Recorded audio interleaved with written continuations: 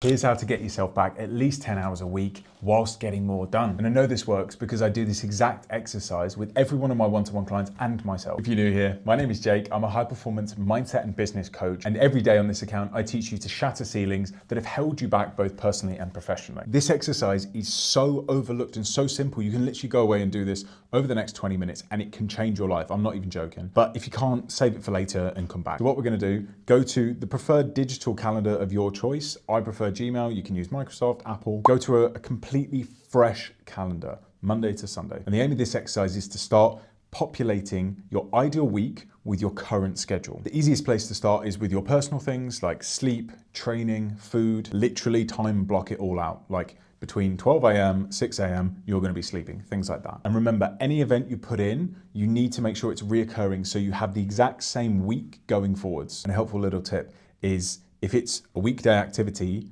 mark it as only weekdays. If it's some days like training, you can do a custom Monday, Wednesday, Friday, for example. Next, you can go on to fixed events that don't change, meetings, team calls, etc. And now this is the important part. Any other time where you're going to be doing non-specific work, you need to time block. Time blocking is the absolute key here. And for example, for me, between 5 a.m. and 7:30 a.m., that is protected creative time where I don't touch my phone. I have a notepad primarily and my laptop. And you're gonna fill up the other working events in your calendar with time blocks like this. So now we have your personal needs, your work schedule. You should be left with a few sizable chunks. And this is where we need to prioritize your downtime because it deserves as much, if not more respect than anything else in your calendar other than sleep. I want you to be generous with this. At least one full day a week, can be on the weekend, but otherwise block it in half days with whatever feels right to you. And at the end, you should be left with something similar to this. Now, this is the fun part. For the next week, you're going to live according to this calendar. If things come up, if things change, if you want to move things around, do so, but only on that week, i.e. this event only. And what you're left with at the end of the week is your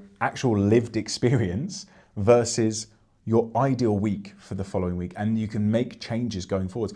I've done this every single week for at least 6 months and it's completely changed my life. So give it a go. I'd love to hear how you get on. If you have any questions, have any clarifications, put it in the comments and I'll respond to them.